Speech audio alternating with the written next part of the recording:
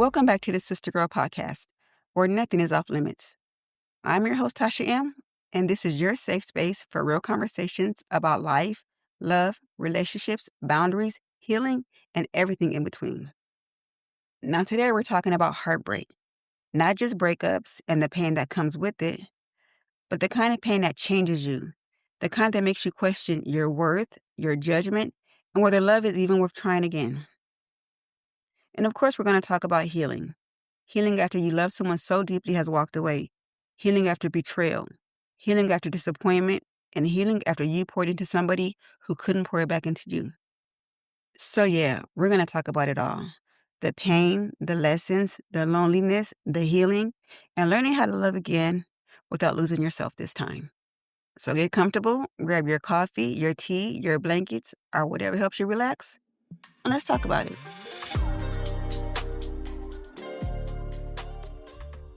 A breakup can change you emotionally, mentally, and spiritually, especially when you really love that person, when you saw a future with them, and especially when you stayed longer than you should have because you thought things would eventually get better. You see, people think breakups are just about losing a relationship, but no. Sometimes you lose your routine, your comfort, your sense of identity, your peace, your confidence, and the future that you thought you may have had with them. And suddenly, you're sitting here trying to figure out, who am I without this person? And that's why healing takes time. Because you're not just grieving the person, you're grieving the life you thought you had with them. And that alone can make you feel like your whole world has collapsed overnight. And when you go through breakups, people see the breakup announcements, they see the I'm doing better posts, and they see the glow up afterwards. But what they don't see is the crying, the anxiety, the sleepless nights, the overthinking, and the replaying of the conversations in your head over and over again, wondering where things went wrong. They don't see the empty mornings or the urges that you have to text them, the rereading of the old messages, and they don't see how hard it is to detach from somebody you emotionally invested in. And let's talk about this too. Sometimes the breakup was necessary, but it still hurts. You can know somebody was wrong for you and you can still miss them. That doesn't make you weak. That makes you human. And one thing about heartbreak has a way of making you question your worth. You start by asking yourself, was I not enough? Did I ask for too much? Was I too available? Was I too emotional? Was I too understanding? And sometimes we internalize other people's inability to love us correctly. But hear me carefully. Somebody's mishandling of your heart does not mean your heart lacked value. Some people are just simply not emotionally mature enough to handle healthy love. And some people benefit from your love while at the same time taking it for granted. This is not a reflection of you or your worth. Now let's talk about the dangerous stages of breakups. Because a heartbreak can make you desperate for comfort. And if you're not careful, you'll run right back into the thing that broke you the first time. Loneliness is dangerous when healing. Because sometimes we don't actually miss the person. We miss the companionship, the routine, the physical touch, or just having somebody there. Loneliness can trick you into romanticizing toxic situations. You'll start to remember all the good moments while ignoring all the nights that you've cried, all the disrespect you went through, the inconsistency, and the emotional exhaustion. Do not confuse attachment with love. You know what's crazy? Sometimes we hold on to relationships because we're afraid we'll never find love again. And Sista Gurl, that fear keeps people in relationships way too long. But you see, breakups, they have a way of forcing you back to yourself. Because somewhere in loving them, you stop to love yourself properly. Maybe you stopped taking care of yourself. Maybe you lost confidence in yourself. Maybe you became so focused on fixing your relationship that you neglected your own healing. And now you're finally alone with yourself again. And honestly, that can be uncomfortable. Because in this healing process of being alone, it will expose you.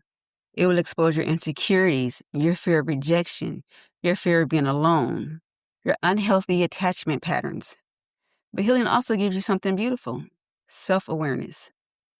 And once you truly start healing, You will stop accepting bare minimum love and know that you deserve the same love that you're giving everybody else.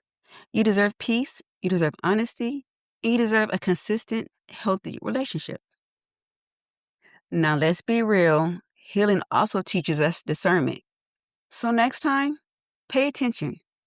Pay attention to how they communicate, how they handle conflicts, how their actions match their words. Watch whether they only show up when it's convenient for them or when you need them to. And please stop basing your relationship off of potential. Potential will have you emotionally stuck somewhere where you should have been gone a long time ago. Pay attention to their consistencies and not their promises. These are red flags that we cannot continue to ignore. Now let's talk about forgiveness. Forgiving yourself, that is. Forgiving yourself for staying too long, for ignoring these red flags. Forgiving yourself for accepting less than you deserve. You were operating from love and hope and emotional attachment. But now you know better. And healing means you're learning, not shaming yourself forever. So what happens now when you've had your breakup, you're on your healing journey, and then love comes again? For some people, trying to love again after heartbreak, it isn't easy. Because after somebody breaks your heart, you become guarded. You overthink the text messages, you question their intentions, you fear vulnerability, and you expect disappointment. You may even push good people away because healthy love can actually feel unfamiliar, especially when you've experienced toxic love for way too long. Because see, healthy love is calm, it's consistent, it communicates, it's reassuring, and it doesn't leave you confused every night. You see, if you're constantly feeling anxious, drained, confused, unsafe emotionally, that's not healthy love. Now, here's an affirmation for you for today. I want you to repeat after me. I release what no longer serves me. I deserve a healthy, genuine love. I am not defined by heartbreak. I will never abandon myself for love again.